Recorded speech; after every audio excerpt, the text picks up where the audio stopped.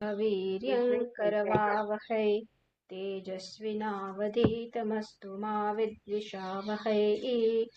ॐ शान्ति शान्ति शान्तिः। हरिः ॐ। श्री गुरुभ्यो नमः। हरिः ॐ। तो पहला खंडમાં આપણે જોયું કે શિષ્ય પૂછે છે કે કસ્મિન્નો ભગવઃ વિજ્ઞાતે સર્વમિદમ વિજ્ઞાતમ ભવતિ। એવું શું છે જે એક વસ્તુને જાણવાથી બધું જ જણાઈ જાય? અને ગુરુજીએ ઉત્તર આપ્યો કે બે વિદ્યા જાણવી જોઈએ, અપરાવિદ્યા અને પરાવિદ્યા। એ અપરાવિદ્યા શું, પરાવિદ્યા શું, એ ગુરુજીએ ટૂંકમાં સમજાવ્યું। અને હવે આ ખંડમાં ડિટેલમાં અપરાવિદ્યા શું પહેલા તો એ સમજાવવાની શરૂઆત કરી, અને અપરાવિદ્યાનું ફળ શું છે, ક્યાં સુધી તમે એનું મેક્સિમમ ફળ, સૌથી વધુમાં વધુ એનું ફળ શું હોઈ શકે, એ આપણને સમજાવવા માટે આનો પ્રારંભ થાય છે। અને તો પછી આપણામાં વૈરાગ્ય જન્મે કે ભાઈ આટલું બધું કરું તો પણ આટલું જ મને મળી શકે, અને ખરેખર એનાથી પણ વધુ હું કંઈક પ્રાપ્ત કરી શકું, અને એ અપરાવિદ્યાથી નહીં પરાવિદ્યાથી એ મેળવવાનું છે। એ પ્રકારે આપણો વૈરાગ્ય જન્મે એના માટે એ તાત્પર્યથી આ અપરાવિદ્યાનો આ મુંડકના દ્વિતીય ખંડમાં, પ્રથમ મુંડકના દ્વિતીય ખંડમાં પ્રારંભ થાય છે।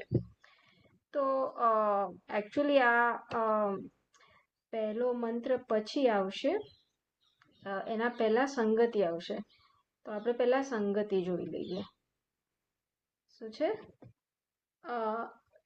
સ અંગાહ વેદાહ, એટલે સહ વેદ, એ વેદો, અંગ સહિત એના વેદાંગ જે કહીએ, વેદોના અંગ વેદાંગ, એના અંગ સહિત સહ વેદાહ સહ અંગાહ વેદાહ અપરાવિદ્યા ઉક્તા।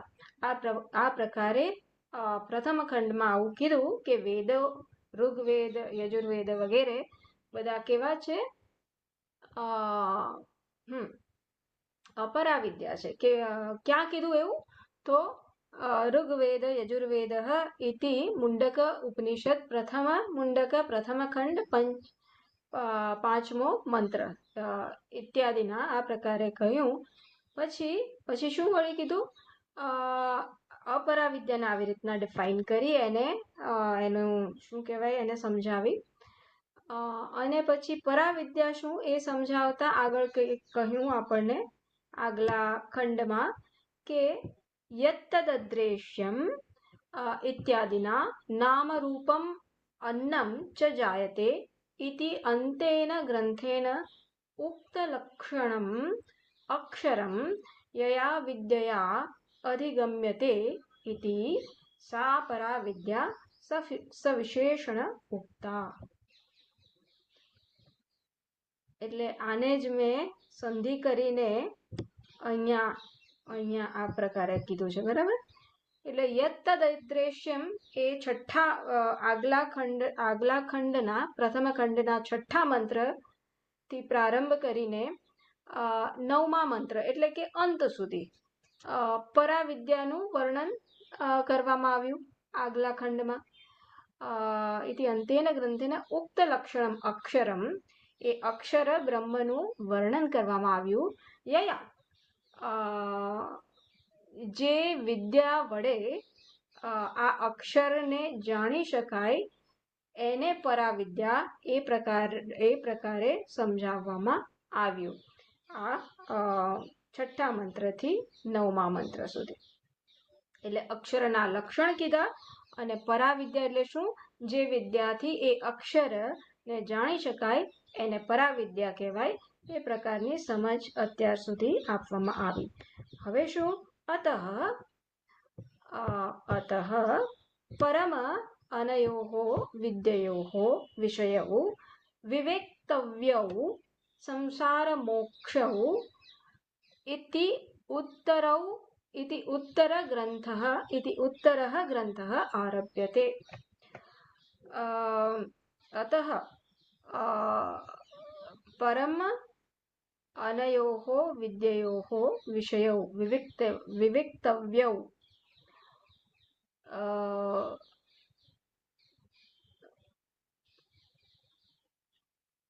હા, એટલે હવે આ બંને વિદ્યાનું તાત્પર્ય અલગ છે. એ પ્રકારની શું કહેવાય કે દે વોન્ટ ટુ ડિસ્ટિંગ્વિશ, એટલે એ પ્રકારનું એ લોકોને જુદું પાડવું છે કે આ અપરા વિદ્યાનું ફળ સંસાર છે અને પરાવિદ્યાનું ફળ મોક્ષ છે. અને એના માટે આ ઉત્તર ગ્રંથ આ હવે પછીનો દ્વિતીય ખંડનો પ્રારંભ થાય છે. એટલે અત્યારે આ ભાષ્યકાર શું કરી રહ્યા છે? પૂર્વ અપર સંબંધ નિરૂપણમ, કે આગલા ખંડમાં શું ગયું, હવેના પછીના ખંડમાં શું આવવાનું છે, કેમ આનું નિરૂપણ છે? તો કારણ કે અત્યાર સુધી ટૂંકમાં આવું કીધેલું છે અને આ બંનેના ફળ કેવી રીતના ભિન્ન છે એ હવે સમજાવવું છે. માટે હવે પછીનો ગ્રંથનો પ્રારંભ થાય છે. આગળ ભાષ્યકાર કહે છે, અને શું ફળમાં શું ભેદ છે? તો એ પણ ભાષ્યકારે કીધું કે એકનો વિષય શું છે? સંસાર છે, અને બીજાનો વિષય શું છે? મોક્ષ છે. આ પ્રકારનો બંનેમાં ભેદ છે.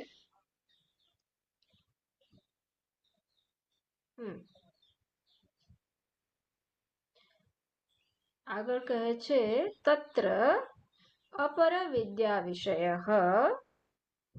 કર્તા આદિ. ઓકે, મોટું વાક્ય છે, બરાબર? એટલે સંધિના કારણે વધારે મોટું લાગે છે, પણ ગભરાઈ નહીં જવાનું.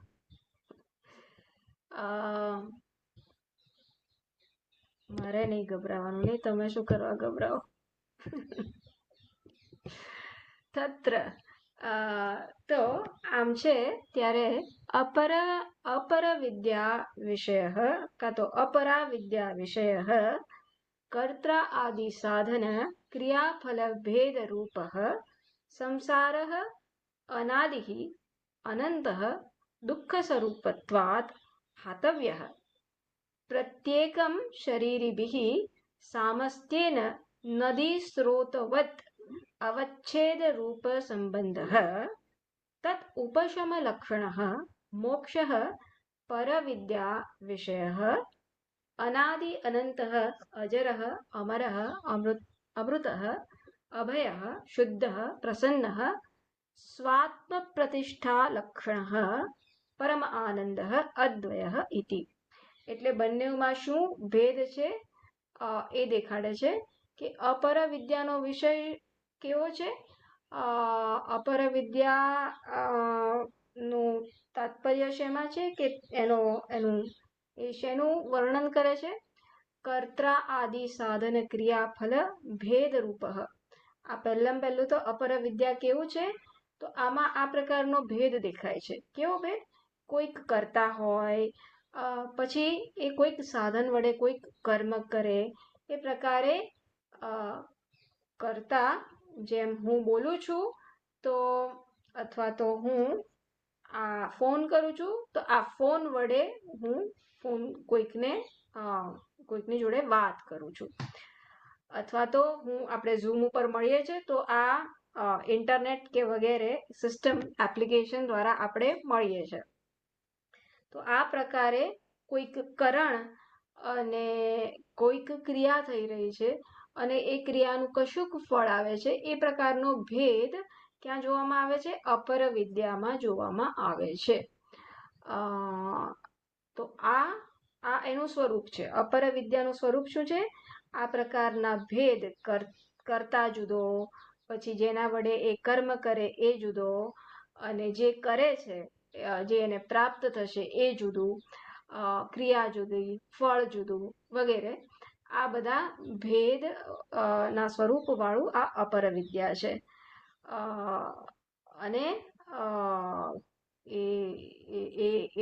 What is it exactly? એ શું છે? તો સંસાર. આ જ સંસાર છે. આ ભેદભાવને જ આપણે સંસાર કહીએ છીએ. સંસાર અનાદિ અનંત. કેવું છે વળી? આ અનાદિ છે. ક્યારથી ચાલુ થયું આ સંસાર? તો કંઈ કહેવાય નહીં. અવિદ્યા ક્યારથી ચાલુ થઈ? આ એક ફલાણું 1980 કે એવી કોઈ શું કહેવાય એની બર્થ ડેટ નથી. એટલે જેનું આદિ નથી તે અનાદિ. જેને આપણે કહી ના શકીએ કે અત્યારથી આ ફલાણા વર્ષો પહેલા એની શરૂઆત થઈ, એ પ્રકારે આપણે એને શું કહેવાય કે સમયમાં આપણે માપી ના શકીએ, માટે એને અનાદિ કહ્યું. અનંત તો રિલેટિવલી અનંત છે. સંસાર આમ તો અંતવાળો છે, કારણ કે જ્ઞાન થાય ત્યારે એનો અંત થશે. પણ અનંત કેમ કીધું? કારણ કે આપણા અનાદિ છે, માટે આપણા કર્મ ફળ, સંચિત કર્મ આપણા અનેક છે, અનંત છે. અને માટે આ સંસારની પ્રથા, જન્મ મૃત્યુની પ્રથા, ભેદભાવની પ્રથા એ ચાલુ જ રહેશે. ક્યાં સુધી? જ્યાં સુધી હું મારા સ્વરૂપને ઓળખીશ નહીં ત્યાં સુધી.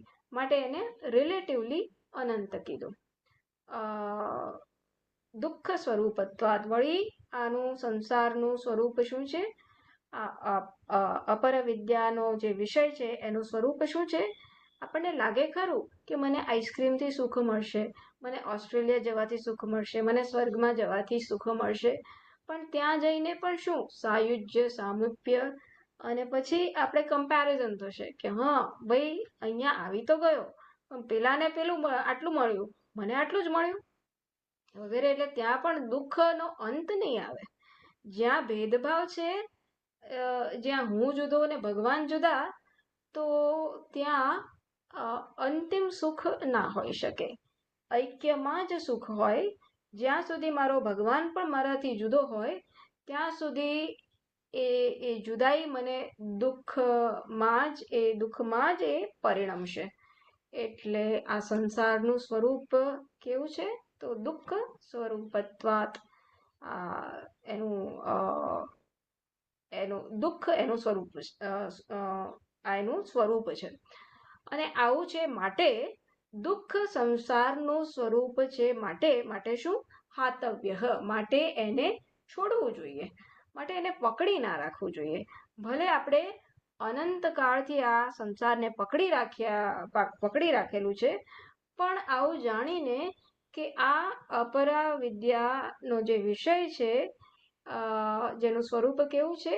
આ પ્રકારના ભેદભાવનું, કે કર્તા જુદો, ક્રિયા જુદો, ફળ જુદો વગેરે, એનું એ શેમાં પરિણમે છે? સંસારમાં જ પરિણમે છે, જે પોતે અનાદિ છે, અનંત છે, અને દુઃખ સ્વરૂપ એનું સ્વરૂપ દુઃખાત્મક છે.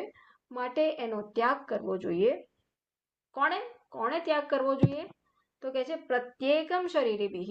દરેક શરીરધારીએ આ પ્રકારે આ અપરા વિદ્યા વિષયનો, આ સંસારનો ત્યાગ કરવો જોઈએ. કેવી રીતના? તો કે છે સામસ્યેન. એવું નહીં કે સંસારનો એક જ ભાગ, ખાલી લાડુ છોડ્યો કે શ્રીખંડ છોડ્યો. સર્વ પ્રકારે, ઇન ઇટ્સ એન્ટાયરિટી. એટલે એ કોઈ પણ ભેદભાવ આપણા મનમાં ના રહે, એ પ્રકારે સંસારનો લેશ માત્ર ના રહે, એ પ્રકારે એનો ત્યાગ થવો જોઈએ. સામસ્યેન. બરાબર? એટલે સમસ્તતયા, ઇન ઇટ્સ એન્ટાયરિટી. નદી સ્રોતવત અવ્યવચ્છેદ રૂપ સંબંધ. તદ ઉપશમલક્ષણ મોક્ષ. ઓકે, હવે મારે થોડુંક જોવું પડશે. 1 મિનિટ.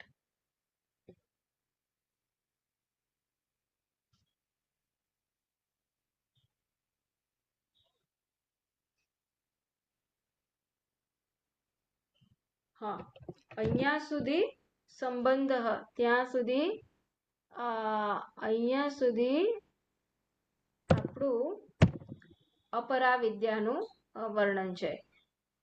નદી સ્રોતવત, નદી કેવી છે? આપણને લાગે છે કે કન્ટિન્યુઅસ છે કે નહીં, નિત્ય હોય એવી છે કે નહીં, એવું આપણને લાગે છે કે નદી, ગંગા નદી તો સતત વહે છે, પણ નદી નિત્ય છે. એની નિત્યતા કેવી છે કે હર હંમેશા બદલાય છે. એવી રીતના આ સંસાર પણ હર હંમેશા બદલાય છે, પણ જાણે કે એ નદી કેવી કન્ટિન્યુઅસ લાગે, કેવી નિત્ય હોય, એ પ્રકારે આપણને પણ એવું જણાય છે. લેટ અસ સી આમાં કેવું છે. આમાં કદાચ उनमें अपरा विद्या का विषय संसार है, जो कर्ता करण आदि साधनों से होने वाले कर्म और उसके फल रूप भेद वाला अनादि अनंत और नदी के प्रवाह के समान અવિચ્છિન્ન સંબંધ વાલા હૈ. હા, એટલે આટલો જ એનો તાત્પર્ય છે કે ક્યારે તૂટતો નથી. કેમ? નદીનો સ્ત્રોત કેવો સતત એનું પ્રવાહ વહ્યા કરે છે, રાઈટ? એટલે એમાં કોઈ વાર એવું નથી થતું કે ઇન્ટરપ્શન આવે છે. બસ એવી જ રીતના આ સંસારનો પ્રવાહ પણ, જન્મ મૃત્યુ વગેરેનો પ્રવાહ કેવી રીતના આપણો ચાલતો જ રહે છે, નદીની જેમ. આટલું આ સિમિલી છે. તો આ વર્ણન થયું અપરાવિદ્યાનું. હવે પછી વર્ણન કરે છે પરાવિદ્યાનું. તો સ્વરૂપ કે છે ને, એનું ફળ કેવું જુદું છે કે અપરાવિદ્યા નું ફળ આ પ્રકારનો સંસાર છે, દુઃખ રૂપાત્મક સંસાર છે, જે નદી સ્રોતવત, જેનું શું કહેવાય કે વ્યવચ્છેદ થતો નથી, જેનું ઇન્ટરપ્શન થતું નથી, અને માટે આ પ્રકારના દુઃખરૂપ સંસારને છોડવો જોઈએ. આના વિલક્ષણ આ પરાવિદ્યા કેવું છે? તત ઉપશમ લક્ષણ મોક્ષ. એનું ફળ કેવું છે? એનું ફળ શું છે? તો મોક્ષ, મુક્તિ જેનું સ્વરૂપ છે. ઉપશમ જેનું, જેમ સમાધિ ષટક સંપત્તિમાં ઉપશમ જેનું લક્ષણ છે કે જ્યારે મારી વૃત્તિઓ બહારના વિષયોમાં જતી હવે અટકે છે અને મારા પોતાના સ્વરૂપમાં હવે સ્થિત છે, આ પ્રકારનું ઉપશમને આપણે કહીએ છીએ ઇન્દ્રિયો બહારના વિષયો વગેરેમાંથી ઉપરમાં પામવું, એમાંથી વિથડ્રો કરવું ને શું કહીશું? એમાંથી મનને પાછું વાળવું અને પોતાના આત્મામાં સ્થિત કરવું. અને વળી ઉપશમને આપણે એવું પણ સમજી શકીએ, ઉપશમ એટલે હવે સિચ્યુએશન્સ આવે છે વ્યવહારમાં, હું જ્યારે વર્તન કરતો હોઉં તો ઉપશમ, હું રિએક્ટ નથી કરતો, એક મનની શાંતિ જાળવી શકું છું.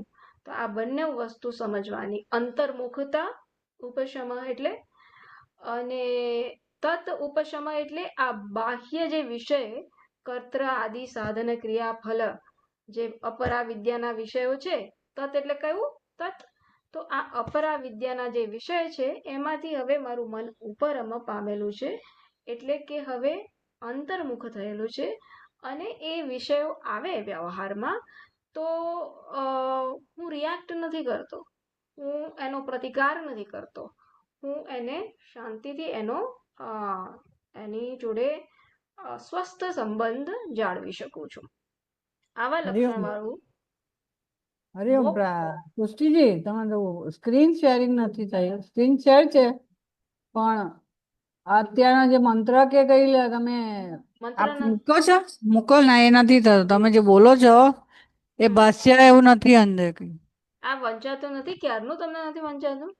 ના, બ્રહ્મદેવાનામ ઇત્યાર્થ ઇત્યાદિ અર્થ એ જ છે, ક્યારનું એ જ છે. બરાબર.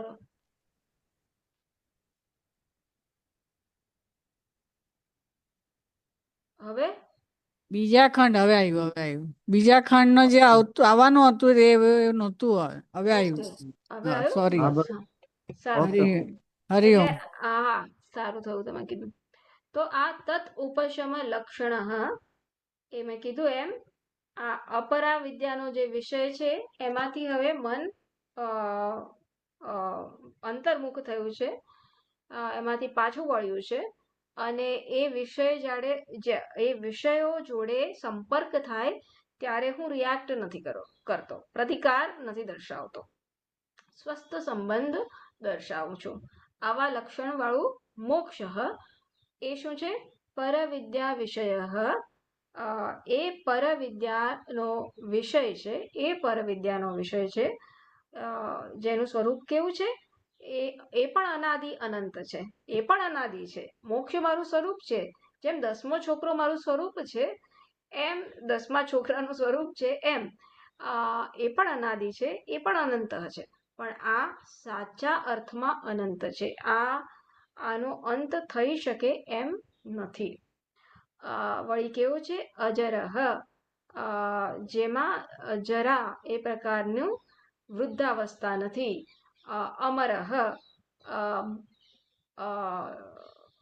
જે અમર છે અને અમૃત છે, જે બે વસ્તુ છે ને આ અમરહ અને અમૃતહમાં દર વખતે પ્રોબ્લેમ થાય છે. પણ જેમાં કોઈ પણ ષડવિકાર નથી, ટૂંકમાં કહીએ તો જેમાં કોઈ પણ ષડવિકાર નથી. કઈ? જે આપણે તત્વબોધમાં ભણ્યા, અસ્તિ, જાયતે, વર્ધતે, પરિણમતે, પછી અપક્ષીયતે અને વિનશ્યતિ. તો આ કોઈ પણ પ્રકારના જેમાં ષડવિકાર નથી અને માટે શું છે? અમૃત. માટે એમાં એ સીમિત નથી, સમયમાં સીમિત નથી, માટે એનું મૃત્યુ નથી. અને સીમિત નથી, મૃત્યુ નથી, હું હંમેશા હઈશ જ. તો પછી શું છે? અભય. તો એનું સ્વરૂપ કેવું છે? અભય. એને કશાયનો ભય નથી, એનાથી કોઈને ભય નથી, એને પણ કોઈનાથી ભય નથી અને એનાથી પણ કોઈને ભય નથી. તો કેમ? જેમ સંન્યાસીનું વર્ણન થઈ ગયું ને, સંન્યાસીને કોઈનો ભય નથી અને સંન્યાસીથી કોઈને ભય નથી. સંન્યાસ કોને કીધું? અભયને જ સંન્યાસ કીધું ને. અને તો સંન્યાસ અને આત્મા એ અલગ વસ્તુ થઈ.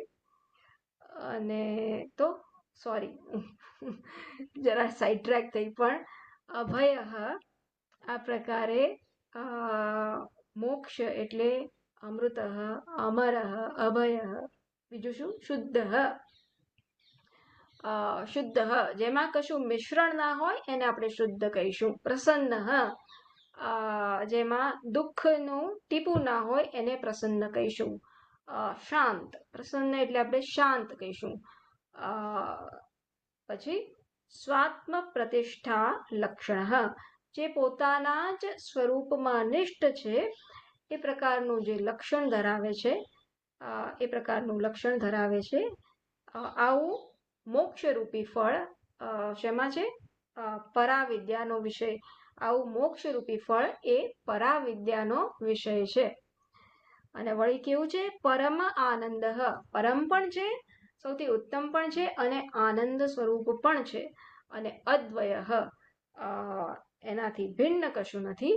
આ પ્રકારનો ભેદ, ફળનો ભેદ આપણને પરાવિદ્યા અને પરાવિદ્યાનો ભાષ્યકાર કહે છે. તો આ બધું શેનું વર્ણન થયું? તો અહીંયા ગીતા પ્રેસમાં સરસ આપ્યું છે, સંસાર મોક્ષયોહો સ્વરૂપ નિર્દેશ. આ સંસારનું સ્વરૂપ શું અને મોક્ષનું સ્વરૂપ શું, આ અહીં ભાષ્યકારે એનું વિવરણ કર્યું. પછી આગળ કહે છે,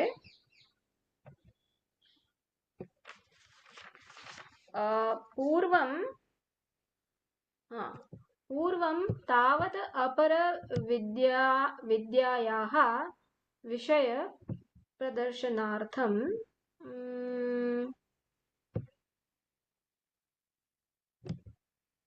બરાબર છે. પૂર્વમ તાવત અપર વિદ્યાયાઃ વિષય પ્રદર્શનાર્થમ આરંભ. હવે આ બે વિદ્યા જેનું સ્વરૂપ કીધું, ફળ કીધો, તો એમાંથી પહેલા અપરા વિદ્યાનો વિષયને વધારે વિવરણ કરવાનું મંત્ર ઉપનિષદ પોતે પ્રારંભ કરે છે. એ ભાષ્યકાર કહે છે તદ દર્શને હિ તદ નિર્વેદ ઉપપત્તિ. કેમ આરંભ કરે છે? પરાવિદ્યા જ જાણવાની હોય તો અપરાવિદ્યાનો કેમ પ્રારંભ કરે છે? તો કે છે તદ દર્શને. તદ દર્શન એટલે કયા? તદ એટલે સર્વનામ છે. કોના માટે? તો અપરાવિદ્યા માટે.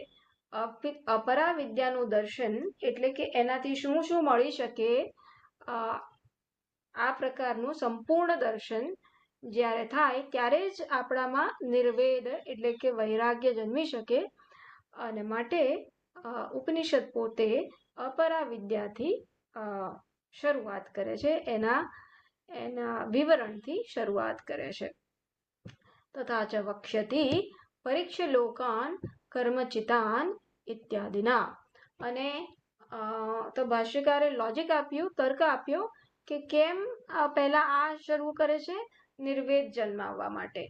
અને તો આ ભાષ્યકારનો પોતાનો તુક્કો છે તો કે ના, આ ઉપનિષદ પોતે જ આ મંત્રમાં આગળ કહે છે, 12મા મંત્રમાં, આ જ ખંડના બીજા ખંડના 12મા મંત્રમાં, કે પરીક્ષ લોકાન કર્મચિતાન. જ્યારે સાધક કર્મથી મળતા બધા જ કર્મફળને સારી પેઠે જોઈ લે છે. અને કેવી રીતના જોવે છે? કે આ તો બધા અનિત્ય છે, એ મને નિત્ય સુખ ના આપી શકે, ત્યારે એને પછી નિર્વેદ જન્મે છે. અને હું જેની શોધમાં છું એ તો નિત્ય વસ્તુ છે, એ નિત્ય વસ્તુ કર્મથી ના મળી શકે. આ પ્રકારે ઉપનિષદ મંત્ર પોતે જ કહે છે. માટે આ યોગ્ય જ છે કે ઉપનિષદ પહેલા અપરા વિદ્યાથી શરૂઆત કરે. નહીં, આગળ કહે છે, નહીં અપ્રદર્શિતે પરીક્ષા ઉપપદ્યતે ઇતિ તત્ પ્રદર્શયન આહ તદેતત સત્યમ અવિતથમ. નહીં અપ્રદર્શિતે પરીક્ષા ઉપપદ્યતે. તમે મને કશું દેખાડો જ નહીં તો હું શેની પરીક્ષા કરીશ? એટલા માટે ઉપનિષદે પહેલા મને દેખાડવું પડે અને પછી હું એની પરીક્ષા કરું. અને આ પ્રકારે ભાષ્યકાર કહે છે કે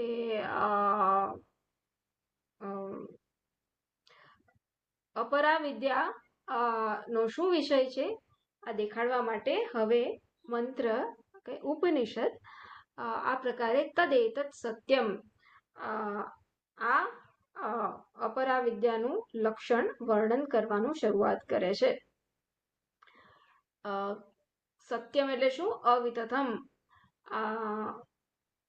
કર્મફળની ચર્ચા ચાલુ કરે છે કે આ અપરા વિદ્યામાં તમે જે કર્મ કરો એનું કર્મફળ સત્ય છે, એટલે કે આવશે જ. એવું નથી કે તમે કર્મ કરો અને કર્મફળ તમને મળે જ નહીં. અવિતથમ, એ તમને 100% મળશે જ. પણ એ કેવું સત્ય છે?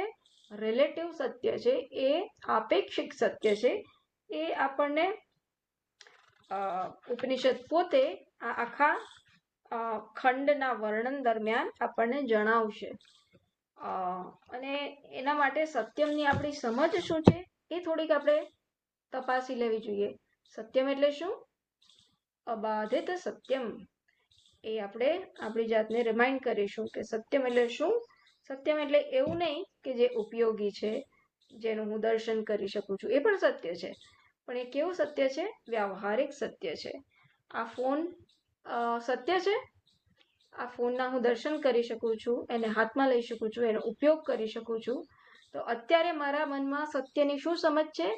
કે જે દેખાય છે એ સત્ય છે, જેનો હું ઉપયોગ કરું છું એ સત્ય છે, જેનો હું એક્સપિરિયન્સ કરી શકું છું. એક્સપિરિયન્સને શું કહીશું? જે મારા ઇન્દ્રિયોનો વિષય છે એને હું સત્ય કહું છું. અત્યારે આ મારી સત્યની ડેફિનેશન છે. તો ઉપનિષદ આપણને કરેક્ટ કરવા માંગે છે, આપણને એ સમજ આપણી બરાબર નથી એ દેખાડવા માંગે છે કે હા, આ હું વ્યવહાર કાળ માટે આ સત્ય બરાબર, પણ એક પારમાર્થિક સત્ય પણ છે. પણ ત્યાં સુધી પહોંચાડવા આપણને એક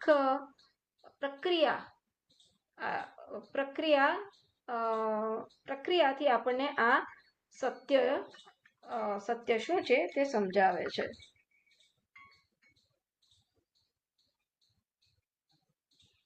સોરી.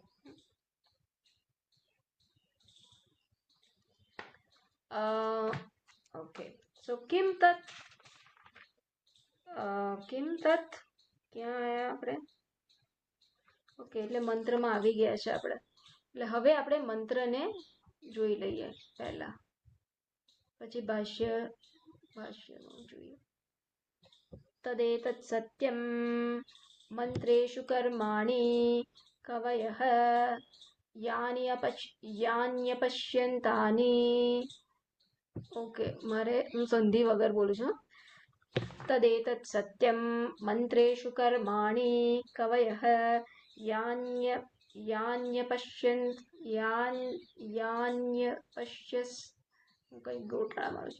અપશ્યન્તાની ત્રેતાયામ બહુધા સંતતાની તાની આચરથ નિયતમ સત્યકામાઃ એષવઃ પંથાઃ સુકૃતસ્ય લોકે. આ ચેન્ટિંગ ઉપર રિલાય ના કરતા. ચેન્ટિંગ આપણે સ્વામીજીનું મારે મૂકવાનું છે, ભૂલી જાઉં છું, પણ ચેન્ટિંગ આપણે સ્વામીજી ઉપર રિલાય કરીશું. તો પહેલો મંત્ર શું કહે છે? તદેતત સત્યમ. એ સત્ય છે. શું? જે મંત્રમાં કહેવાયું છે. મંત્રમાં શું કહેવાયું છે? કર્માણી. જે કર્મ વિશે મંત્રોમાં વાત થઈ છે એ કર્મ સત્ય છે. કવયઃ યાની અપશ્યન તાની ત્રેતાયામ બહુધા સંતતાની. જે કર્મોને આ કવયઃ અપશ્યન, આ ઋષિઓએ દ્રષ્ટાઓએ એના દર્શન કર્યા હતા. કારણ કે ઋષિઓ વેદના શું કહેવાય, દ્રષ્ટા કહેવાય છે ને. એવી રીતના કવયઃ યાની અપશ્યન તાની ત્રેતાયામ બહુધા સંતતાની. એ જ કર્મ શું થયું? એ ત્રેતા યુગમાં એનો વધારે વિસ્તાર થયો. તાની આચરથ. આ મંત્રો જેનું ઋષિઓએ દર્શન કર્યું, જેનું ત્રેતા યુગમાં વળી પાછું એનું વિસ્તરણ થયું, એ કર્મો જે મંત્રમાં કહેવાયેલા છે એ સત્ય છે. માટે આચરથ, માટે હે શિષ્યો તમે એનું આચરણ કરો. નિયતમ સત્યકામાઃ, એ જે પ્રકારે કહેવામાં આવ્યા છે એ પ્રકારે તમે એનું આચરણ કરો. કોણે આચરણ કરવાનું? કયા શિષ્યોએ આચરણ કરવાનું? સત્યકામાઃ, કે જેઓએ એમની કામના સત્ય થાય, અથવા તો જેઓ એમની કામનાનું ફળ પામવા ઈચ્છતા હોય, એ પ્રકારના સાધકોએ આ કર્મોનું આચરણ કરવું જોઈએ. કેવી રીતના આચરણ કરવું જોઈએ? જે પ્રકારે વેદમાં કહ્યું છે એ પ્રકારે, જે પ્રકારે શાસ્ત્રમાં કહ્યું છે એ પ્રકારે એનું આચરણ કરવું જોઈએ. ધર્મને અનુસરીને કરવું જોઈએ. એષઃ વઃ પંથાઃ સુકૃતસ્ય લોકે. આમ કરવાથી તમે સારા લોકને પામશો, અથવા તો સારા કર્મફળને પામશો. આ છે મીનિંગ, જનરલ મીનિંગ. સ્વામીજીના ઉપનિષદના પુસ્તકમાં વધુ સારી રીતના આપેલું હશે, પણ હું આવી રીતના જોઉં છું અત્યારે. હવે પાછા આવી જઈએ. કિમ એતત. હા, તો અહીંયાથી ચાલુ થયું. તદ એતત સત્યમ અવિતથમ. એ કર્મો સત્યમ છે. એ વેદમાં, જે કયા વેદમાં? જે અપરા વિદ્યા તરીકે ઓળખાવામાં આવ્યા. રાઈટ? અપરા વિદ્યાની ચર્ચા છે ને, જે વેદ અપરા વિદ્યા તરીકે ઓળખાવવામાં આવ્યા એ વેદમાં જે કર્મ કહેવામાં આવ્યા એ કેવા છે? તદેતત સત્યમ, એ સાચા છે. એટલે કે અવિતથમ, એ થઈને રહે છે, એ એનું ફળ આપીને રહે છે. કેમ તત, એ સત્ય શું છે? તો આગળ ભાષ્યકાર કહે છે,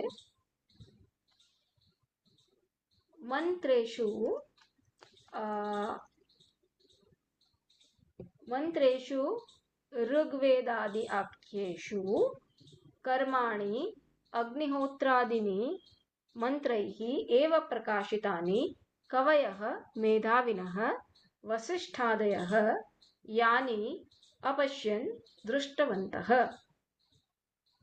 તો જેમ કીધું એમ પહેલા ભાષ્યકાર શું કરે છે?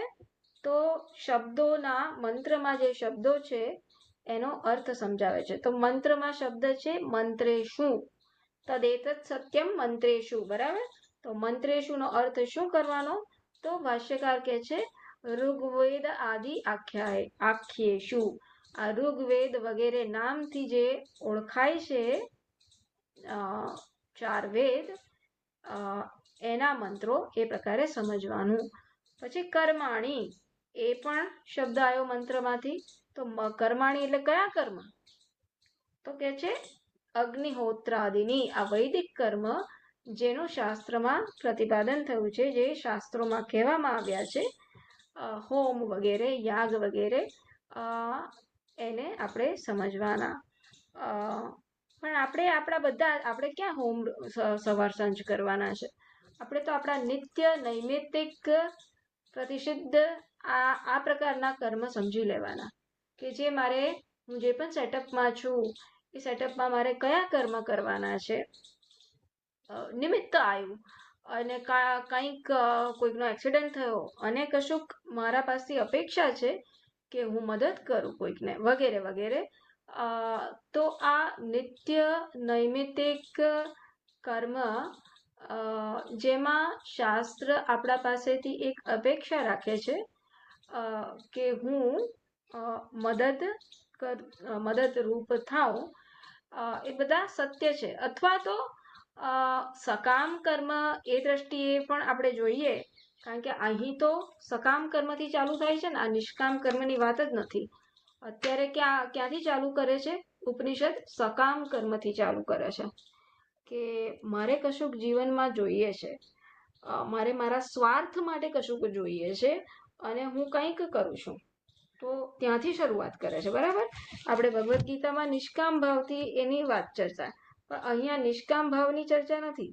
અહીં તો જ્યારે અપરા વિદ્યાની ચર્ચા કરવામાં આવી તો શરૂઆત સકામથી થાય છે, કે હું મારો સ્વાર્થ સાધવા ઈચ્છું છું, મારા સ્વાર્થની પૂર્તિ કરવા માટે હું કર્મ કરું છું. પણ શરત શું છે? દેટ ઇઝ ઓલ્સો ફાઇન, એ પણ બરાબર છે. શરત શું છે? એ તમારો સ્વાર્થ સાધવા માટે પણ તમે જો જે પણ કર્મ કરતા હો, એમાં વચ્ચે કોઈનો ભોગ ના આપો, અથવા તો કોઈને અન્યાય ના થવા દો. આટલું ધર્મનું પાલન એટલીસ્ટ સકામ કર્મ કરતી વખતે પણ જો થાય તો એ શાસ્ત્રો ની અનુમતિ અનુસાર થયું કહેવાય. તો ભાષ્યકારે કર્માણી એટલે અગ્નિહોત્રાદિની, અહીં વૈદિક કર્મનું દ્રષ્ટાંત લીધું છે એટલે એવું કીધું.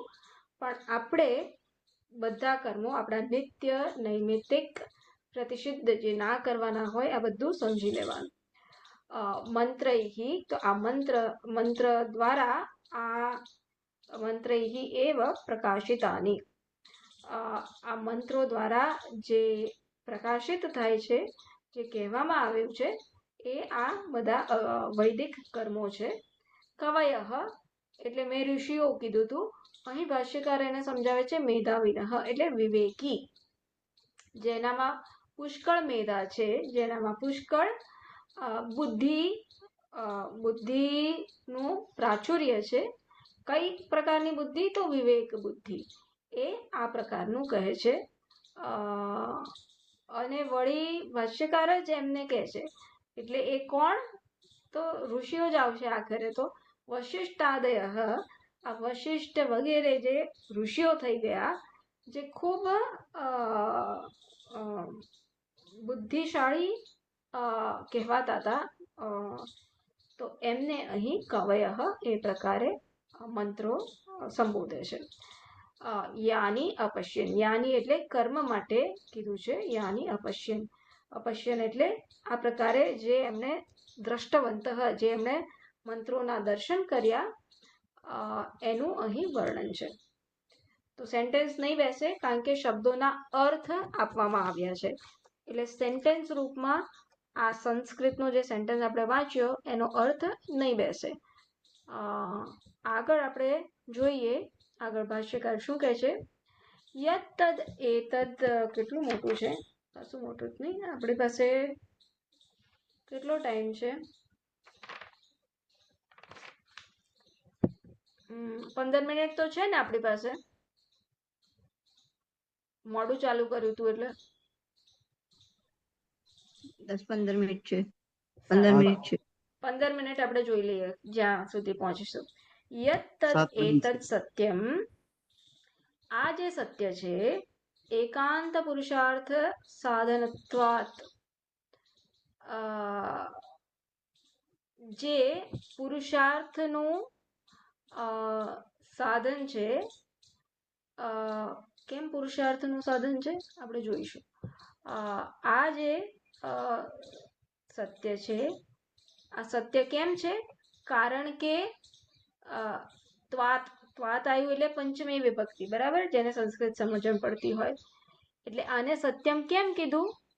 કારણ કે આ એકાંત પુરુષાર્થ સાધનત્વાત, કારણ કે આ પણ પુરુષાર્થનું સાધન છે. કેમ પુરુષાર્થનું સાધન છે?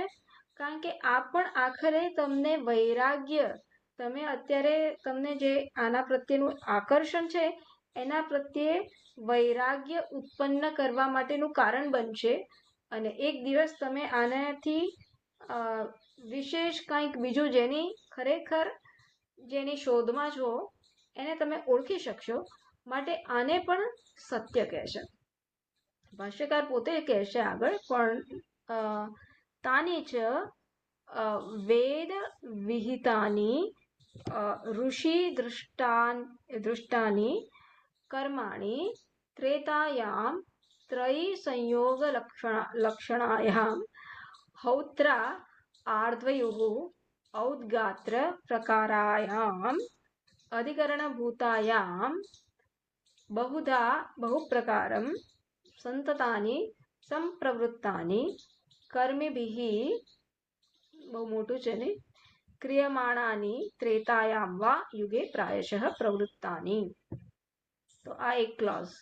અગેન આ બધા શબ્દોના અર્થો જ ચાલી રહ્યા છે, એટલે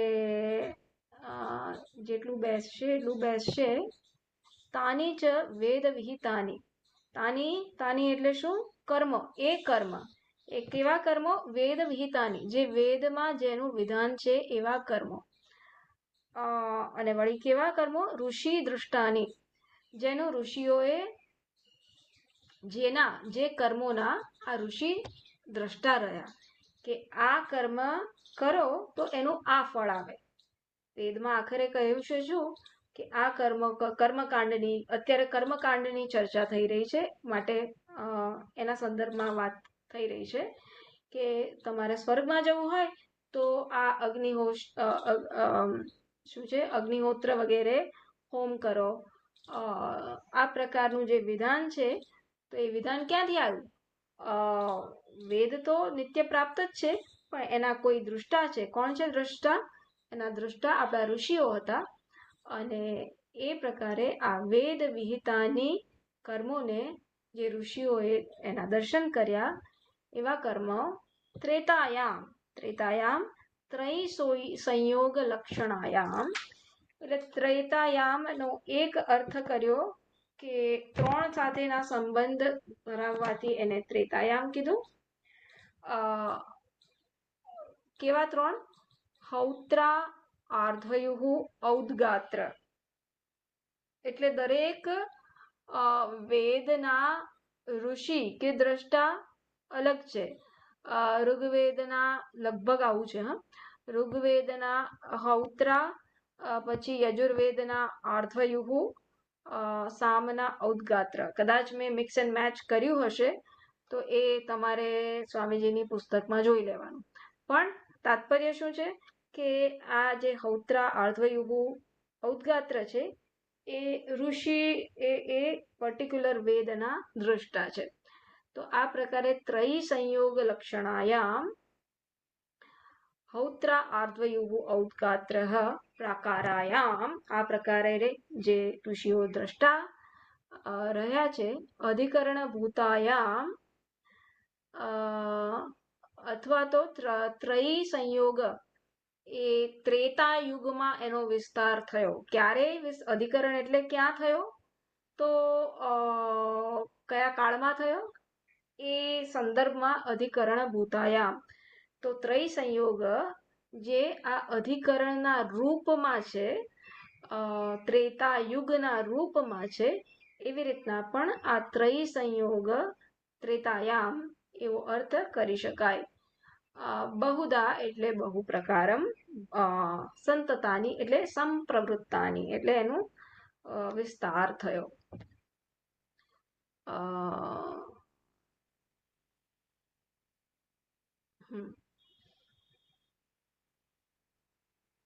અને ત્રય સંયોગ એટલે આ પ્રકારના ત્રણ વેદ સાથે સંબંધ ધરાવનારા જે ત્રણ ઋષિ મુનિઓ છે, એના જે ત્રણ પંડિતો છે, એના જે ત્રણ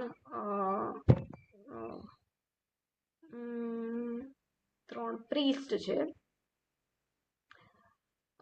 એનું વર્ણન અહીં આ ત્રેતાયામ દ્વારા કરવામાં આવ્યું. પછી કર્મીભિઃ ક્રિયમાણાની ત્રેતાયામ વા યુગે પ્રાયશઃ પ્રવૃત્તાની. હા, એટલે એક આ પ્રકારે બે ત્રેતાયામના બે અર્થ કર્યા. એક તો ત્રેતા યુગમાં એની પ્રવૃત્તિ થઈ,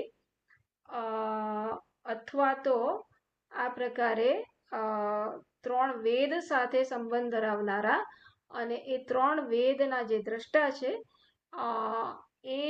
એના કોન્ટેક્સમાં એને ત્રેતાયામ કીધું. એ ભાષ્યકાર એ બંનેનો એક શું કહેવાય, એ બંને ઓપ્શન છે, બંને વિકલ્પ આપણી સમક્ષ રજૂ કરે છે. અતઃ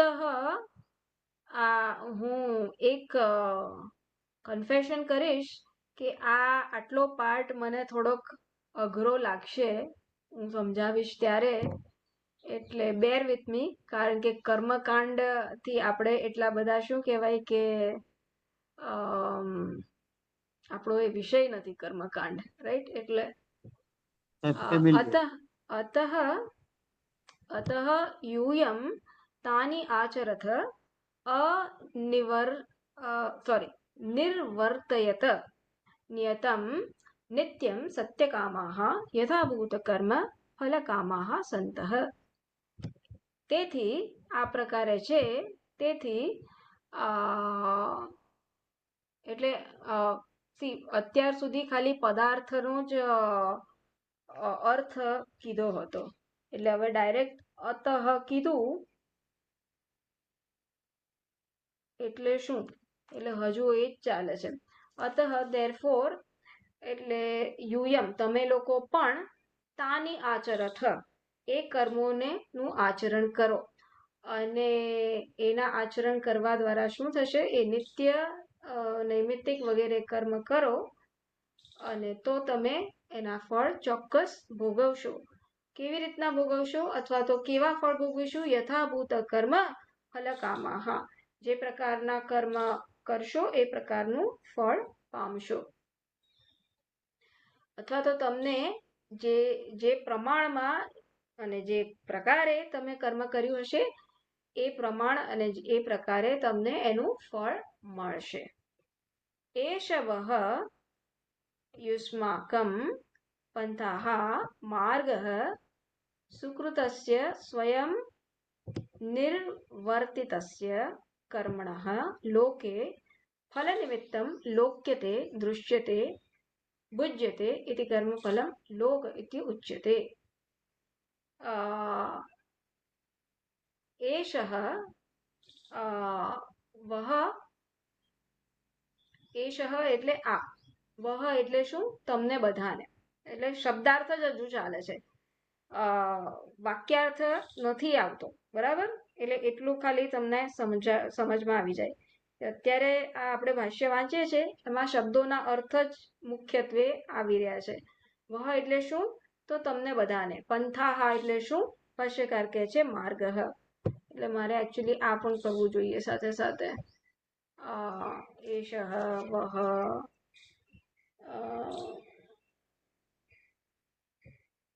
એષઃ મંત્રનો જ શબ્દ છે, ભાષ્યકાર એને સમજાવતા નથી, સમજાવવાની જરૂર નથી. એષઃ જે એષનો જે અર્થ થાય છે એ જ છે.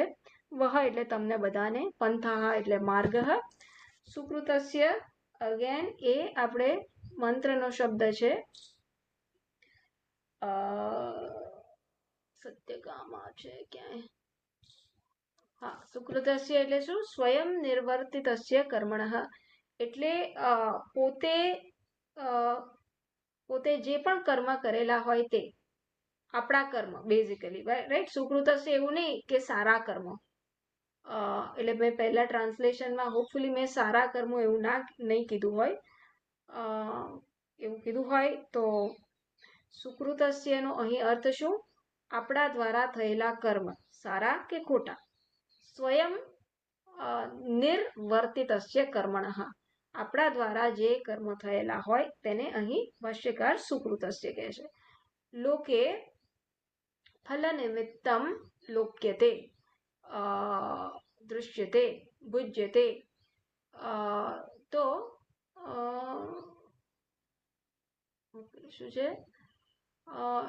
કર્મફળ ને અહીં લોક કીધું. જેને ભોગવી શકાય એને અહીં કર્મફળ કીધું. ભુજ્યતે જેને ભોગવી શકાય, દૃશ્યતે જેને એક્સપિરિયન્સ કરી શકાય. જેને એક્સપિરિયન્સને શું કહીશું આપણે ગુજરાતીમાં? અનુભવ. જેને અનુભવી શકાય, જેને ભોગવી શકાય, જેને અનુભવી શકાય, એ ફળનું જે નિમિત્ત બને છે. ફળનું જે નિમિત્ત કોણ બને છે? કર્મ ફળનું નિમિત્ત બને છે. એ અમુક કર્મ કરીએ ત્યારે આપણને અમુક ફળ મળે છે. તો આ પ્રકારે એને લોક કહેવામાં આવ્યું. કર્મ ફળને અહીં લોક કહેવામાં આવ્યું. તદર્થમ તત્ પ્રાપ્યતે એષ માર્ગ ઇત્યર્થઃ. તદર્થમ એ મેળવવા માટે, એ એટલે શું? એ કર્મ ફળ ને પ્રાપ્ત કરવા માટે આપણે જે કંઈ પણ કરીએ, તદર્થમ તત્ પ્રાપ્તયે એષઃ માર્ગઃ. એ કર્મફળને પ્રાપ્ત કરવા આપણે જે કંઈ પણ પ્રાપ્ત કરીએ, આપણે જે કંઈ પણ કરીએ, એષઃ માર્ગઃ એ આનો માર્ગ છે, અથવા તો આ જ એનો માર્ગ છે. એ કર્મફળને પ્રાપ્ત કરવા માટેનો આ જ એ માર્ગ છે. એષઃ માર્ગ, આ એ માર્ગ છે. શેના માટે? તદર્થમ એષઃ માર્ગ, આ માર્ગ છે. શેના માટે? તદર્થમ એ કર્મફળને પ્રાપ્ત કરવા માટે. એષઃ માર્ગ. સિમ્પલ. ઓકે, પછી ઓકે, તો છેલ્લો સેન્ટેન્સ આવી જ ગયા થેન્કફુલી. યાની એતાની અગ્નિહોત્રાદીની ત્રય્યામ વિહિતાની કર્માણી તાની એષઃ પંથાઃ અવશ્ય ફલ પ્રાપ્તિ સાધનમ ઇત્યર્થઃ. એટલે આ પ્રકારે યાની એતાની અગ્નિહોત્રાદીની જે આ કર્મો, અગ્નિહોત્ર વગેરે કર્મો, આપણા કેસમાં નિત્ય નૈમિત્તિક કર્મો, જે આ ત્રય્યામ વિહિતાની, જે આ ત્રેતાયામ અથવા તો 3 વેદોમાં જેનું વિધાન કરવામાં આવ્યું છે એ કર્મો, તાની એષઃ પંથાઃ એ જ આ શું કહેવાય કે આપણા માટે માર્ગ બને છે અથવા તો માધ્યમ બને છે. શેના માટે? કર્મફળ પ્રાપ્ત કરવા માટે. કેવા કર્મફળ? અવશ્ય ફળ પ્રાપ્તિ સાધનમ. જે અવશ્ય ફળ એનું આપે જ છે, જે કર્મ કરવાથી એનું અવશ્ય ફળ આપણને મળે જ છે, એ પ્રકારના લક્ષણવાળું એ આ કર્મ સાધન બને છે, સાધન નિમિત્ત બને છે. તો માટે અહીં ભાષ્ય પૂરું થાય છે.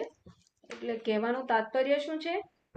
ફરી એકવાર જોઈ લઈએ તો તદેતત સત્યમ